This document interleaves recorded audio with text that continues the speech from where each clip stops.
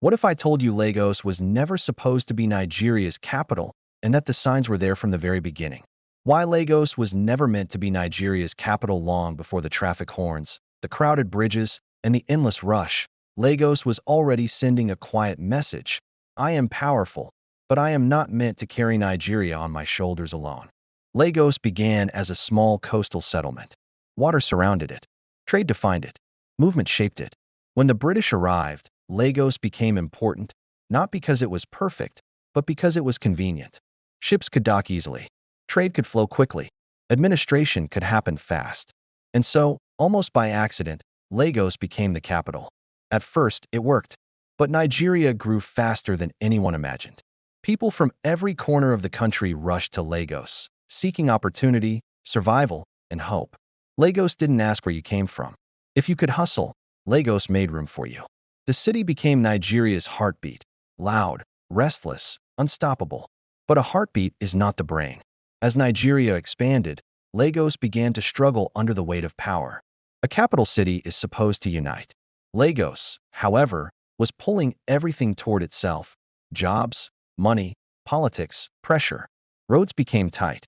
Housing became scarce. Planning became almost impossible. Lagos was not built for balance. It was built for movement. Another problem quietly grew beneath the noise: neutrality. Nigeria is vast and diverse. Ethnic groups, religions, cultures, and histories all woven together. A capital city was meant to stand as common ground. But Lagos sat at the edge of the country, deep in the southwest. To many Nigerians, it felt closer to some and farther from others. A capital must belong to everyone. Lagos belonged to everyone, but felt owned by no one.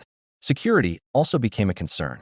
As the center of power, Lagos was exposed, surrounded by water, overcrowded, and difficult to protect in times of crisis. Governing a growing nation from such a space became risky. By the 1970s, Nigeria faced a hard truth. Lagos was doing too much. It was the business capital, the cultural capital, the entertainment capital, the commercial capital, but it could no longer be the political capital. So Nigeria made a bold decision, not because Lagos failed, but because Lagos succeeded too well. A new capital was imagined: central, neutral, planned, calm. A place designed for governance, not chaos. A city where Nigeria could breathe evenly from every direction. That city became Abuja. When the capital officially moved in 1991, Lagos did not fall. Instead, it did what it was always meant to do: run forward. Today, Lagos is still Nigeria's loudest voice. Its streets shape trends. Its people define resilience. Its energy fuels the nation's economy. Lagos didn't lose power. It was freed from a burden it was never designed to carry.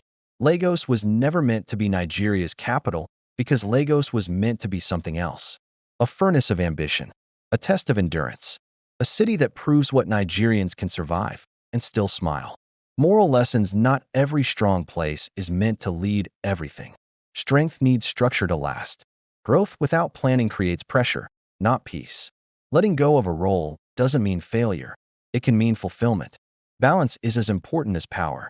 If this story changed how you see Lagos or Nigeria, like this video, share it with someone who loves history, and subscribe for more untold African stories they never taught you in school.